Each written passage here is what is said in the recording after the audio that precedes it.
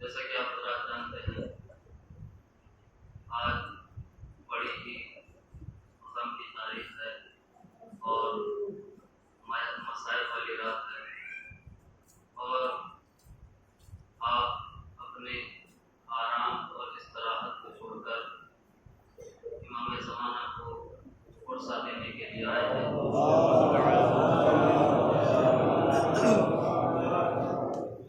تو شہادت کی مجلس ہے، اسی لیے میں آپ حضرات کے سامنے اسی مناسبت سے گفتگو کروں گا، اور انشاءاللہ کچھ باتیں ایسی رہیں گی کہ جو ضروریات میں شامل ہیں۔ تو پروردگار کا رسول، اللہ کا حبیب پیغمبر اکرم صلی اللہ علیہ وسلم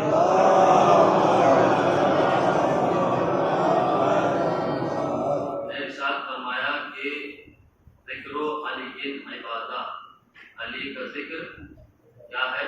عبادت ہے۔ تو رسول نے کوئی وقت کی قید نہیں لگائی کہ کسی وقت عبادت ہے، یہ نہیں کہا کہ ایک وقت عبادت ہے، بلکہ ہر وقت عبادت ہے۔ کل بھی عبادت تھا، آج بھی عبادت ہے، اور قیامت تک کے لیے عبادت رہے گا۔ اور دیکھیے، آپ حضرات نماز پڑھتے ہیں تو لفظ نماز آپ صبح سے لے کر شام تک کہتے رہیے، نماز نماز نماز نماز کہتے رہیے، لیکن ایسا کہنا عبادت نہیں ہے۔ آپ پورے دن روزہ روزہ روزہ روزہ کہتے رہیے، عبادت نہیں ہے۔ آپ پورے دن حج حج حج کہتے رہیے، عبادت نہیں ہے۔ لیکن ایک نام ایسا ہے حضرت علی کا کہ آپ علی علی علی علی کرتے رہیے، عبادت ہوتی رہے۔ اللہم صلی اللہ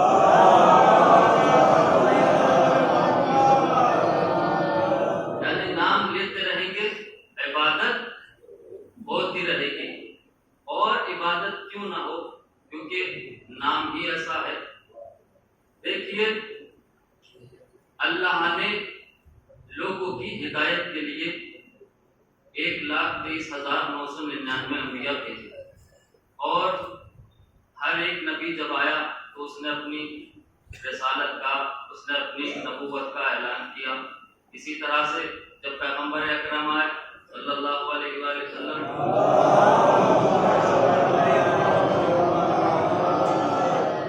تو انہوں نے بھی اپنی رسالت کا اعلان کیا 40 سال کی عمر میں۔ اور جب اعلان کیا تو رسول کی زندگی کا اعلان رسالت سے ایک پہلو ہے، اور پھر اس کے بعد ایک دوسرا پہلو ہے، یعنی دو پہلو نکل کر آتے ہیں رسول کی زندگی کے، ایک اعلان رسالت سے پہلے اور ایک اعلان رسالت کے بعد۔ اعلان رسالت سے پہلے مکہ میں کوئی مسلمان تھا ہی نہیں، کیونکہ ابھی رسول نے اعلان رسالت کیا ہی نہیں، تو کوئی مسلمان ہی نہیں تھا۔ اسی لیے مکہ میں جتنے بھی سب کافر تھے، سب کے سب رسول کو امین مانتے تھے اور صادق مانتے تھے۔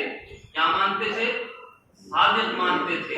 صادق یعنی سچا، اور ایسا ویسا سچا نہیں مانتے تھے، ایسا ویسا صادق نہیں مانتے تھے، بلکہ ایسا صادق مانتے تھے کہ اگر رسول یہ کہہ دیں کہ فلاں پہاڑی کے پیچھے لشکر موجود ہے اور وہاں جائیں، جا کر دیکھیں، اور لشکر نہ نظر آئے تو آ کر کہیں گے کہ یا رسول اللہ، وہاں پر لشکر تو ہے لیکن ہماری آنکھوں میں اتنی طاقت نہیں ہے کہ اسے دیکھ سکے۔ اللہ اکبر! اتنا بڑا صادق مانتے تھے، اور یہ کب؟ اعلان رسالت سے پہلے۔ لیکن جب رسول نے اعلان رسالت کر دیا، یعنی کیا کہا؟ کہا کہ لا الہ الا اللہ اور محمد رسول اللہ، اللہ کے سوا کوئی معبود نہیں ہے، اور میں محمد اللہ کا رسول ہوں۔ اعلان رسالت کر دیا۔ جیسے ہی اس نے اعلان رسالت کیا اور کہا کہ اسے اللہ مانو، مجھے اس کا رسول مانو، اور یہ کتاب اس کا نام ہے قرآن، اسے اللہ کی کتاب مانو، کہنے لگے کہ نہیں مانیں گے۔ بھائی بڑے ہی عجیب لوگ تھے، رسول کو سچا مانتے تھے، لیکن جیسے ہی رسول نے یہ کہا کہ میں سچ کہہ رہا ہوں کہ اللہ وہ ہے، میں اس کا رسول ہوں، یہ اس کی کتاب ہے، اسے مانو، کہ نہیں مانیں گے۔ بھائی بڑے ہی عجیب لوگ تھے، بڑے ہی عجیب و غریب لوگ تھے، کہنے لگے کہ ہم مان لیں گے لیکن ہماری ایک شرط ہے۔ کہا کیا شرط ہے؟ کہا شرط یہ ہے کہ پروردگار اسی وقت ہمارے اوپر ایک دردناک عذاب نازل کر دے، اسی وقت ہمارے اوپر ایک دردناک عذاب نازل کر دے، تو جیسے ہی وہ عذاب نازل کر دے گا ہم اس کو اللہ مان لیں گے، آپ کو پیغمبر مان لیں گے اور اس کتاب کو قرآن مان لیں گے۔ بس فوراً پروردگار اسی وقت ہمارے اوپر ایک دردناک عذاب نازل کر دے تو میں کہوں گا کہ پروردگار کر دے عذاب نازل، تو خود بھیج بھی نہیں رہا، یہ تو خود ہی ڈیمانڈ کر رہے ہیں، تو خود ہی بھیج، یہ تو خود ہی ڈیمانڈ کر رہے ہیں، تو بھیج دے عذاب، تو عذاب اگر تو بھیج دے گا تو جتنی بھی کافروں سے جنگ ہوئی ہے وہ جنگ ہی نہیں ہوگی، جتنی بھی کافروں سے جنگ ہوئی ہے، نہ جنگ بدر، نہ جنگ خندق، نہ جنگ احد، جنگ کا معاملہ ہی ختم ہو جائے گا، کوئی جنگ ہی نہیں ہوگی، تو پروردگار عذاب نازل کر دے، اور پروردگار عذاب کو اگر نازل کر دے گا تو سارا مسئلہ ہی ختم ہو جائے گا، سارا مسئلہ ہی ختم ہو جائے گا۔ کہنے لگا پروردگار کہ دیکھو میرے حبیب، سورہ انفال میں، سورہ انفال قرآن مجید کا 8واں سورہ اور آیت کا نشان ہے 33، وما کان اللہ لیعذبہم وانت فیہم۔ کہنے لگا پروردگار کہ میرے حبیب ہم بھی یہ چاہتے ہیں کہ ہم عذاب نازل کر دیں، لیکن ہم کیا کریں؟ وانت فیہم، آپ ان کے درمیان موجود ہیں، آپ ان کے درمیان موجود ہیں، اسی لیے ہم عذاب نازل نہیں کر سکتے۔ اے میرے حبیب آپ رحمت للعالمین ہیں، آپ عالمین کے لیے رحمت ہیں، اسی لیے ہم عذاب نازل نہیں کر سکتے، ٹھیک ہے نا؟ اس بات کو یاد کر لیجئے کہ پروردگار نے عذاب یہاں پر اس لیے نہیں بھیجا کیونکہ یہاں رسول موجود ہیں، رسول موجود ہیں۔ وہ مکہ کے سارے کافر یہ کہہ رہے ہیں کہ پروردگار عذاب نازل کر دے، پھر سن لیجئے عذاب نازل کر دے، اگر عذاب نازل کر دے گا تو اللہ کو بھی مانا جائے گا، رسول کو بھی مانا جائے گا، اس کی کتاب کو بھی مانا جائے گا، لیکن اللہ یہ کہہ رہا ہے کہ ہم عذاب نازل نہیں کریں گے، کیوں؟ کیونکہ یہاں رسول موجود ہے۔ یہ بات ہے مکہ کی، کب کی بات ہے؟ مکہ کی۔ اب آ جاؤ آپ غدیر کے میدان میں، جب رسول نے آخری حج کیا اور ایک میدان آیا جس کا نام تھا میدان غدیر، جب یہ میدان آیا تو جو لوگ آگے پہنچ گئے تھے انہیں پیچھے بلایا اور جو پیچھے رہ گئے تھے ان کا انتظار کیا، اور جب 1.25 لاکھ حاجی ایک ساتھ اکٹھا ہو گئے، جمع ہو گئے، تو رسول نے حضرت علی کا ہاتھ پکڑا اور بلند کر کے فرمایا من کنت مولا ہو فہذا علی مولا، میں جس کا مولا علی اس کے مولا، میں جس کا مولا علی اس کے مولا، یعنی رسول نے اعلان ولایت کر دیا۔ رسالت نے جب اعلان ولایت کر دیا تو ایک شخص آگے آیا کہ جس کا نام تھا حارث بن نعمان فہری، وہ آنے کے بعد کہتا ہے کہ یا رسول اللہ آخرکار آپ نے اپنے بھائی علی کو اپنا وصی بنا ہی دیا، آخرکار آپ نے اپنے بھائی علی کو اپنا وزیر بنا ہی دیا، اپنا خلیفہ بنا ہی دیا، یہ آپ نے اپنی طرف سے بنایا ہے، خدا کی طرف سے نہیں بنایا۔ کس کی طرف سے بنایا ہے؟ اپنی طرف سے بنایا ہے، خدا کی طرف سے نہیں بنایا۔ اگر آپ نے اپنی طرف سے بنایا ہے تو آپ پر عذاب نازل ہو جائے، اگر خدا کی طرف سے بنایا ہے تو مجھ پر عذاب نازل ہو جائے۔ بس 1 منٹ کی دیری نہیں ہوئی، آسمان سے ایک پتھر چلا، سر پر لگا اور وہ نیست و نابود ہو گیا، وہ نیست و نابود ہو گیا۔ اس کی حالت ایسی ہو گئی جیسے کہ چبایا ہوا بھوسا ہوتا ہے، جیسے چبایا ہوا بھوسا ہوتا ہے۔ اب میں آپ تمام حضرات سے پوچھتا ہوں کہ اللہ نے عذاب نازل کر دیا تو کیا یہاں رسول موجود نہیں تھے؟ نہیں توجہ کر رہے ہیں،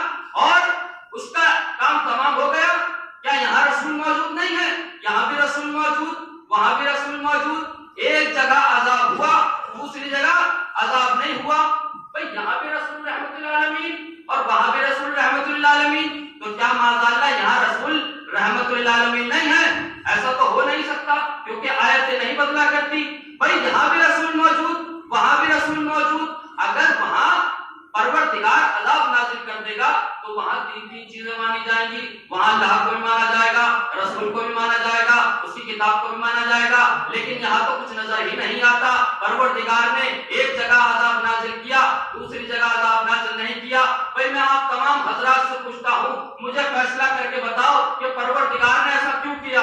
ایک جگہ عذاب بھیجا اور دوسری جگہ نہیں بھیجا، ایک جگہ عذاب بھیجا دوسری جگہ نہیں بھیجا، ایک جگہ تین چیزیں مانی جائیں گی، وہاں اللہ کو بھی مانا جائے گا، رسول کو بھی مانا جائے گا، کتاب کو بھی مانا جائے گا، لیکن یہاں کچھ بھی چیزیں موجود نہیں ہے۔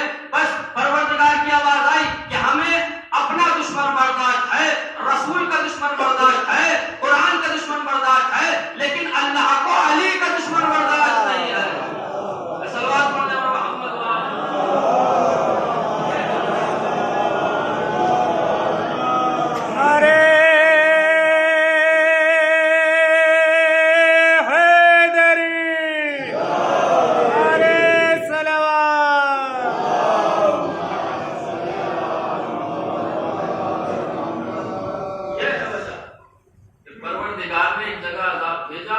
دوسری جگہ نہیں بھیجا۔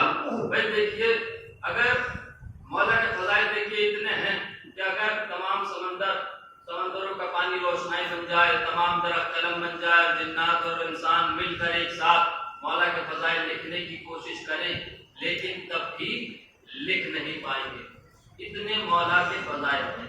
لیکن آج شب شہادت ہے تو کچھ باتیں ہیں کہ جو ہمارے نوجوان کو جاننی چاہیے، ہمارے بچوں کو جاننی چاہیے۔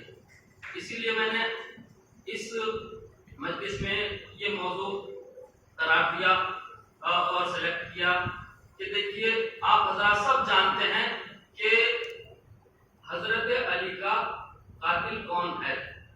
کون ہے؟ لوگ کیا مشکل ہے؟ کون ہے؟ عبد الرحمن ابن ملجم، خدا اس پر لعنت کرے۔ لیکن اس نے مولا کو قتل کیا، اس نے کیوں قتل کیا یہ ہمارے نوجوانوں کو معلوم ہے، کس وجہ سے قتل کیا سب کو معلوم ہے۔ بیٹھے ہوئے بچے جتنے بھی ہیں، نوجوان ہیں، بھئی قتل تو کیا، لیکن قتل کی وجہ کیا تھی؟ کوئی تو کسی کو ایسے غلط نہیں کر سکتا۔ قتل کی وجہ کیا تھی؟ اور ابن ملجم اصل میں تھا کون؟ کہاں سے آیا تھا؟ کیوں آیا تھا؟ کیا کسی نے اس سے کہا تھا یا خود قتل کیا تھا؟ یہ ساری باتیں ہمارے نوجوان کو جاننا بہت ضروری ہے، یہ بہت ضروری باتیں ہیں۔ تو دیکھیے، اب میں آپ حضرات سے داد نہیں چاہتا ہوں، توجہ چاہتا ہوں، پوری توجہ سے آپ حضرات اس بات کو سنیے گا۔ جب 35 ہجری آئی اور 35 ہجری کا ذی الحجہ کا مہینہ آیا تو اس کے 3 دن باقی تھے، اور مسلمانوں کے تیسرے خلیفہ کا انتقال ہو گیا، قتل ہو گیا۔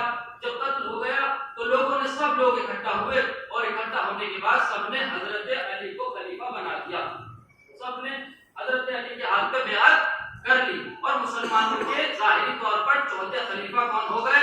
حضرت علی ابن ابی طالب۔ تو حضرت علی ابن ابی طالب جب مسلمانوں کے خلیفہ ہو گئے تو ان کی خلافت جو چلی، چوتھی خلافت ظاہری طور پر جو چلی ہے، وہ 4 سال 9 مہینے اور کچھ دن تک چلی، اور ان 4 سال 9 مہینے کچھ دن تک کچھ لوگوں نے مولا کی خلافت کو مٹانا چاہا، ان کے دشمنوں نے مٹانا چاہا، دشمن بنے اس 4 سال 9 مہینے اور کچھ دن میں۔ اب وہ لوگ کون کون تھے؟ پورا ایک دم خلاصہ میں آپ کے سامنے بیان کر رہا ہوں کہ یہ کون تھے۔ یہ لوگ 3 گروہ تھے جو مولا کے دشمن بنے۔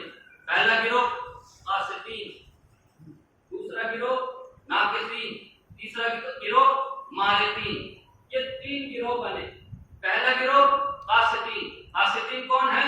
معاویہ اور اس کے عامل۔ دوسرا گروہ کون ہے؟ وہ ہے طلحہ اور زبیر اور اس کے عامل۔ اور تیسرا گروہ کون ہے؟ وہ ہے، یہ بڑے ہی عقل کے اندھے اور بیوقوف لوگ تھے، بیوقوف لوگ تھے۔ یہ 3 گروہ بنے اس 4 سال 9 مہینے میں۔ اب کیسے بنے یہ بھی سن لیجئے۔ پہلا گروہ قاسطین، یہ کب اور کیوں بنے؟ ایک جنگ ہوئی تھی مولا علی سے جس کا نام تھا جنگ صفین، جو چلی تھی 18 مہینے تک۔ 18 مہینے تک یہ جنگ چلی۔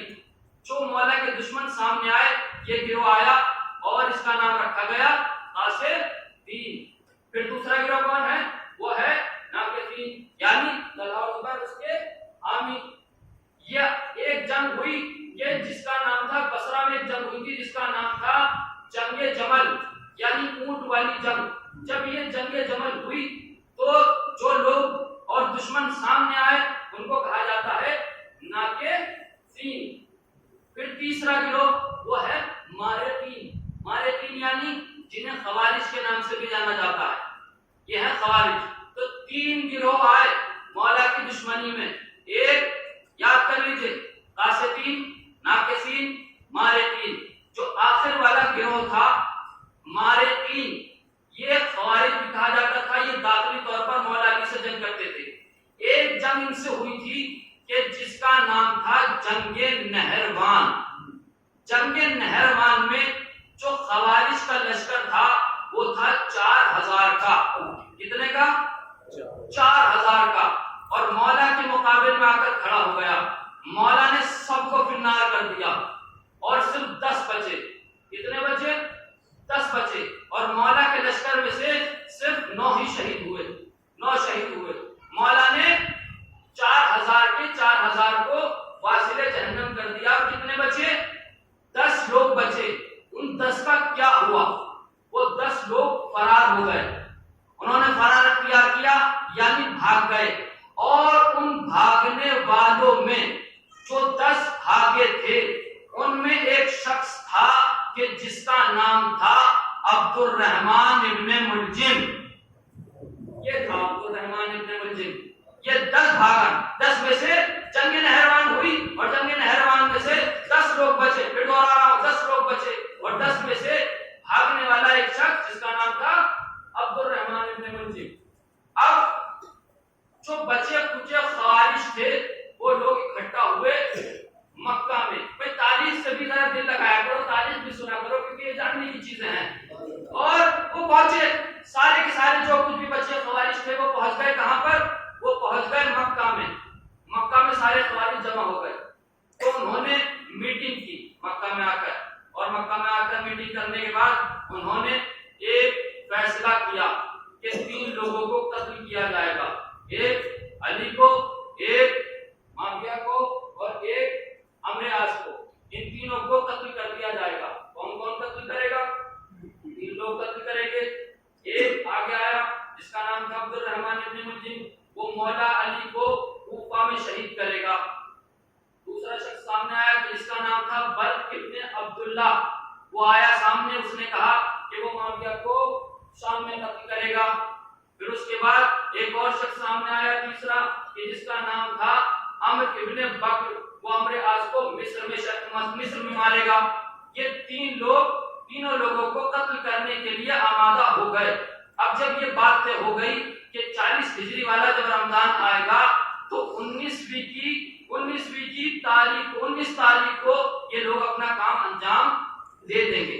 اب یہ تینوں لوگ اپنے اپنے مقام پر نکل گئے اپنا مقصد پورا کرنے کے لیے۔ ایک جو عبد الرحمن ابن ملجم تھا وہ تھا یمن کا رہنے والا۔ جب جنگ نہروان ہوئی اس کے بعد وہ چھپتا چھپاتا خفیہ طور پر آ گیا، کہاں پر؟ وہ آ گیا کوفہ۔ کہاں آیا؟ کوفہ۔ اب جیسے ہی کوفہ آیا تو یہاں پر اس کی ملاقات ایک عورت سے ہوئی کہ جس کا نام تھا قدامہ۔ یہ کون عورت تھی؟ یہ عورت وہ تھی کہ جس کے باپ اور بھائی کو مولا علی نے جنگ نہروان میں مار دیا تھا، یعنی اسی جنگ سے جس سے جنگ سے نہروان سے جو ابن ملجم بھاگا تھا، اسی جنگ میں حضرت علی نے اس کے باپ اور بھائی کو مار دیا تھا۔ جیسے ہی کوفہ میں قدامہ سے ملاقات ہوئی تو اس کی خوبصورتی اور حسن و جمال کو دیکھتے ہوئے یہ اس پہ فریفتہ ہو گیا اور کہنے لگا کہ میں تم سے عقد کرنا چاہتا ہوں۔ کہا کہ ٹھیک ہے، میں آپ کے لیے تیار ہوں، لیکن میری ایک شرط ہے۔ کہا اچھا کیا شرط ہے؟ کہا شرط یہ ہے کہ مجھے محل چاہیے۔ کہا کیا محل چاہیے؟ کہا محل یہ چاہیے کہ مجھے 3000 درہم چاہیے۔ درہم کہتے ہیں چاندی کے سکوں کو۔ 3000 چاندی کے سکے چاہیے، اور کیا چاہیے؟ مجھے ایک غلام چاہیے، اور کیا چاہیے؟ مجھے ایک کنیز چاہیے، اور کیا چاہیے؟ اس نے کہا کہ مجھے اپنے مہر میں علی کا سر چاہیے۔ اللہ اکبر! کیا کہا؟ کہ مجھے اپنے مہر میں علی کا سر چاہیے۔ تو کیا کیا چیزیں چاہیے؟ درہم چاہیے 30,000، ایک کیا چاہیے؟ ایک غلام، ایک کنیز، اور علی کا سر چاہیے۔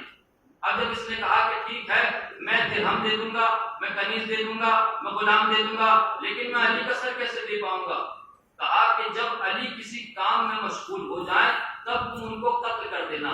تو ابن ملجم ملعون کہتا ہے کہ خدا کی قسم میں آیا ہی کوفہ اس لیے ہوں تاکہ علی کو قتل کر سکوں۔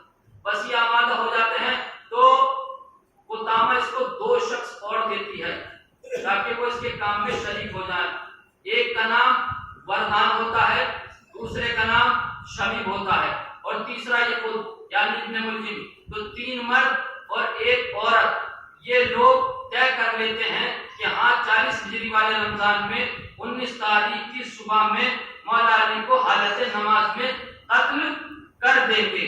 اسی لیے قطامہ اعتکاف کے بہانے مسجد میں ایک خیمہ لگواتی ہے تاکہ اس خیمے سے مولا علی کو قتل ہوتے ہوئے دیکھ سکے۔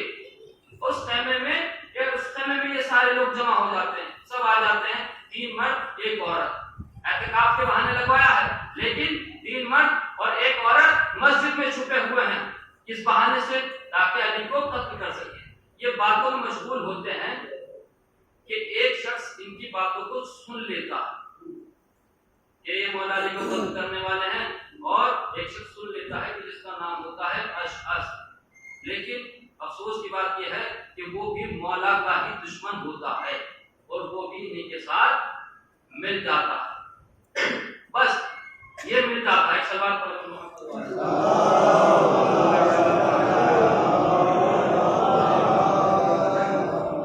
کتنے لوگ ہو جاتے ہیں؟ یہ 4 مرد ہو جاتے ہیں اور 1 عورت ہو جاتے ہیں، عورت ہو جاتی ہے۔ یہ 5 لوگ اکٹھے ہو جاتے ہیں اور یہ طے کر لیتے ہیں کہ بس جیسے ہی اب علی آئیں گے اور ان کو قتل کر دیں گے۔ یہ ہے تاریخ۔ اب ادھر مولا علی ہے۔ مولا علی کا طریقہ کار افطار کرنے کا طریقہ یہ ہے کہ وہ ہمیشہ اپنے اولاد کے یہاں افطار کیا کرتے تھے۔ جب 40 ہجری والا رمضان آیا تھا، ایک دن امام حسن کے پاس افطار کرتے تھے، ایک دن امام حسین کے پاس افطار کرتے تھے، اور ایک دن جناب زینب کے پاس افطار کیا کرتے تھے، اور ایک دن جناب ام کلثوم کے پاس افطار کرتے تھے۔ جب 19ویں رمضان آئی تو اس وقت جناب ام کلثوم کے پاس افطار کرنا تھا۔ مولا آئے اور آنے کے بعد دیکھا کہ افطار رکھا ہوا ہے، 3 چیزیں ہیں، 4 کی روٹی، 2 ایک دودھ کا پیالہ ہے اور کچھ نمک ہے۔ تو مولا نے کہا کہ بیٹی اس میں سے ایک چیز اٹھا لو۔ تو کیونکہ بیٹی ہے اس نے نمک اٹھانا چاہا۔ مولا نے کہا کہ نہیں بیٹی، یہاں سے دودھ اٹھا لو۔ بس بی بی نے دودھ اٹھایا اور حضرت علی نے ایک روٹی کھائی نمک سے، اور اس کے بعد عبادت میں مشغول ہو گئے، نماز میں مشغول ہو گئے۔ اور جب آدھی رات ہوئی تو آدھی رات کے وقت جناب ام کلثوم کی آنکھ کھلی۔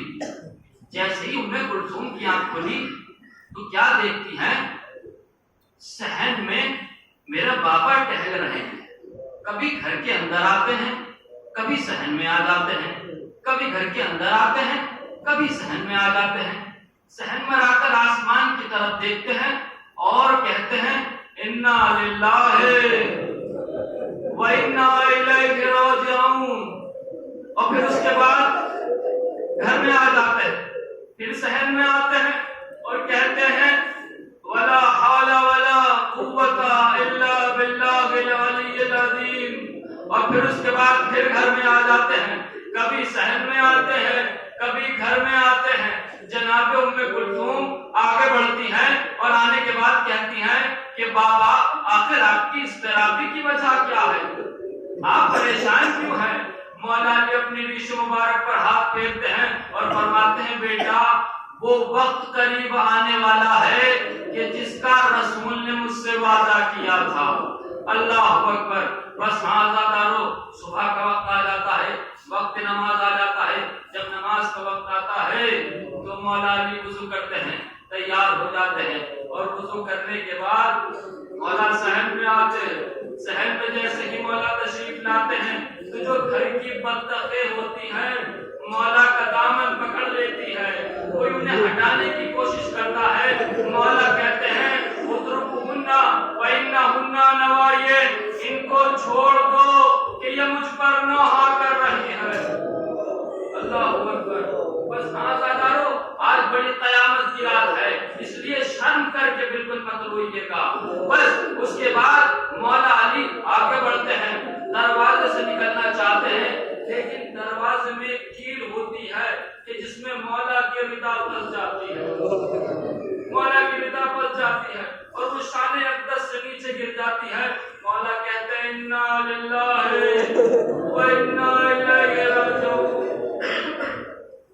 اس کے بعد مولا بڑھتے ہیں مسجد کی طرف جاتے ہیں، مسجد میں پہنچتے ہیں، گلدستہ اذان پر جاتے ہیں، اذان کہتے ہیں۔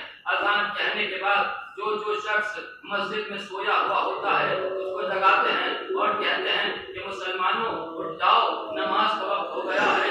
ان الصلاۃ تنہی عن الفحشاء والمنکر، بے شک نماز ہی بے حیائی سے روکتی ہے، برائی سے روکتی ہے، اس لیے اٹھو اور نماز پڑھو۔ پھر ابن ملجم کے پاس آتے ہیں کہ جو اوندھا سویا ہوا ہوتا ہے، الٹا سویا ہوا ہوتا ہے، اس سے کہتے ہیں کہ اے شخص اٹھ جا، یہ شیطانوں کے سونے کا طریقہ ہے، ایسے نہیں سویا کرتے۔ اسے اٹھاتے ہیں اور اس کے بعد محراب میں داخل ہو جاتے ہیں، نیت کرتے ہیں، نیت کرنے کے بعد ایک رکعت نماز پڑھتے ہیں، سجدے میں جاتے ہیں۔ اب جیسے ہی سجدے سے سر اٹھانا چاہتے ہیں، ابن ملجم آگے بڑھتا ہے، تلوار سوار کرتا ہے۔ مولا کہتے ہیں بسم اللہ و باللہ علی ملت رسول اللہ مصطفی برب الکعبہ۔ مسجد کے دروازے آپس میں ٹکرانے لگتے ہیں، آوازیں چلنے لگتی ہیں، آسمان سے جبرائیل کی آواز آتی ہے، الا قتل امیر المومنین، مسلمانوں آگاہ ہو جاؤ کہ علی قتل ہو گئے۔ مسلمانوں آگاہ ہو جاؤ کہ علی قتل ہو گئے ہیں۔ تمام مسلمانوں کی آواز گونجنے لگتی ہے کہ قد قتل امیر المومنین، قد قتل امیر المومنین، قد قتل امیر المومنین۔ تمام لوگ اکٹھے ہوتے ہیں، مسجد میں آتے ہیں، ادھر امام حسن آتے ہیں، ادھر امام حسین آتے ہیں، سہارے دیتے ہیں، نماز پوری کراتے ہیں۔ نماز پوری کرانے کے بعد مولا کو ایک گلیم میں رکھا جاتا ہے، یعنی کمبل میں رکھا جاتا ہے، اور اس کے بعد گھر کی طرف لے جاتے ہیں۔ مولا کو گھر کی طرف لے جاتے ہیں، کچھ دور چلتے ہیں کہ گھر آ جاتا ہے اور سب وہاں آ کر ٹھہر جاتے ہیں۔ مولا علی امام حسن کو بلاتے ہیں کہ بیٹا قریب آؤ۔ بولا قریب آتے، قریب آنے کے بعد کہتے ہیں کہ بیٹا دیکھو، ان سے کہو کہ لوگ واپس چلے جائیں۔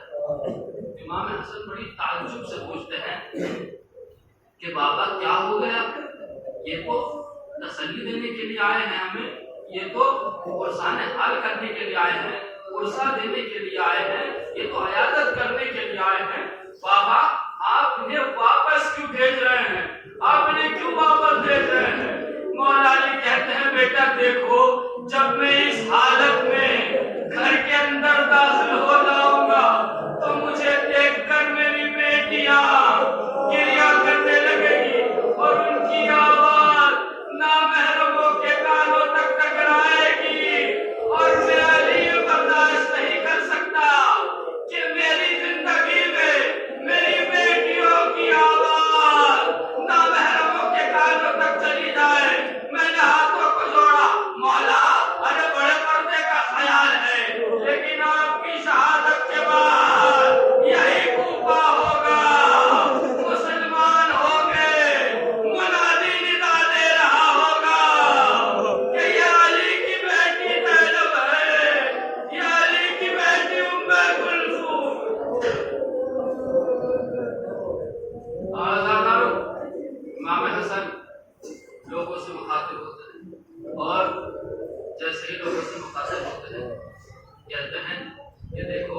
अमीर अल-मोमिनीन के आराम का वक्त हो गया है और इन्हें आराम करने दीजिए, आप कुछ देर के बाद तशरीफ लाइए।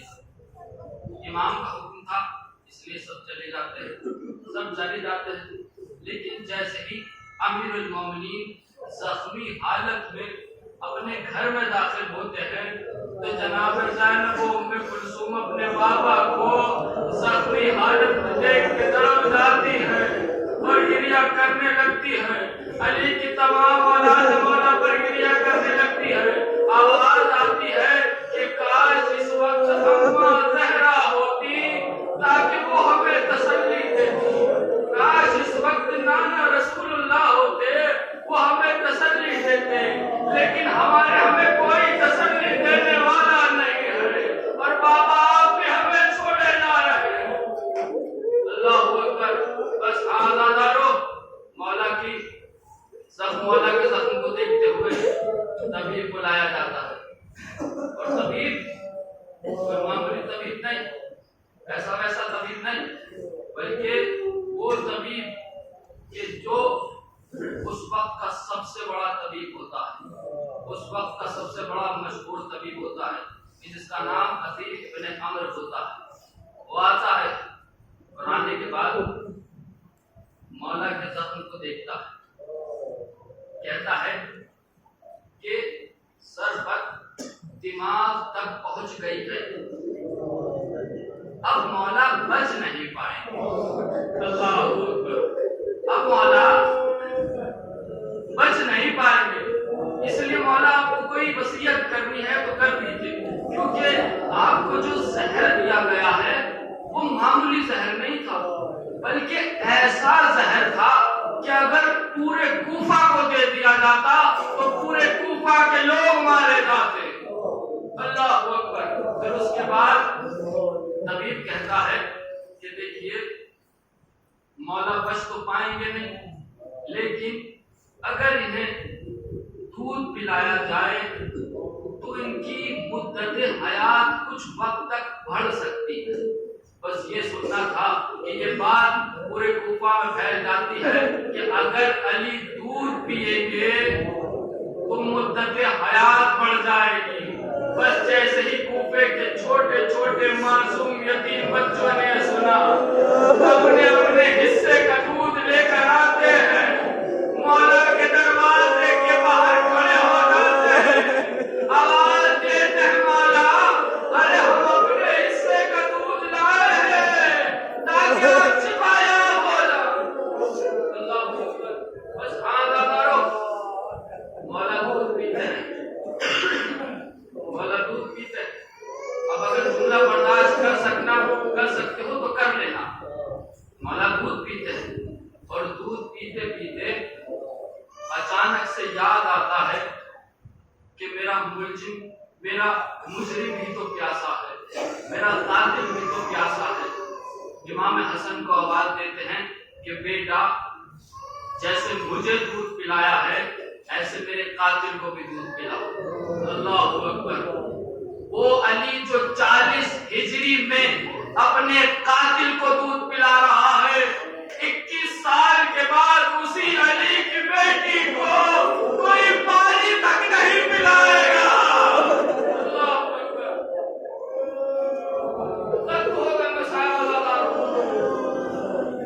बस मौला वसीयत करते हैं, तमाम लोगों को बुलाते हैं, सब इकट्ठा होते हैं, जमा होते हैं, सबको इमाम हसन के सुपुर्द कर देते हैं, मौला अब्बास को इमाम हुसैन के सुपुर्द करते हैं और वसीयत करना शुरू करते हैं कि बेटा हसन मुझे हुस्न देना, मुझे कफन देना, मुझे काफुर देना और मुझे वो काफुर देना जो रसूलुल्लाह को दिया था, मुझे जन्नत का काफुर है, मुझे वो काफुर देना, मुझे काफुर देना और मेरी नमाज जनाजा पढ़ाना। और फिर उसके बाद जब जनाजा तैयार हो जाए तो एक तरफ से तुम पकड़ना, एक तरफ से हुसैन पकड़ेंगे और जनाजा अपने आप चलने लगेगा, अपने आप चलने लगेगा, आगे से जनाजा अपने आप चलने लगेगा और एक मकाम आएगा कि वहां पर जनाजा अपने आप फैल जाएगा। उसी मकाम से तुम मिट्टी हटाना और मिट्टी के नीचे देखोगे वहां एक तैयार कब्र मिलेगी, उसी में तुम मुझे दफना देना और वहां से निशान कब्र मिटा देना। बस आज़ादारो ऐसा ही होता है। इमाम अली दुनिया से रुखसत मौला की वसीयत पर अमल किया जाता है, वसीयत पर अमल किया जाता है, उनको हुनूत दिया जाता है, उनको कफन दिया जाता है, उनको जन्नत का काफूर दिया जाता है। जब वो काफूर दिया जाता है तो पूरे कूफा में वो खुशबू फैल जाती है जो काफूर की होती है। फिर उसके बाद एक तरफ से इमाम हसन और दूसरी तरफ से इमाम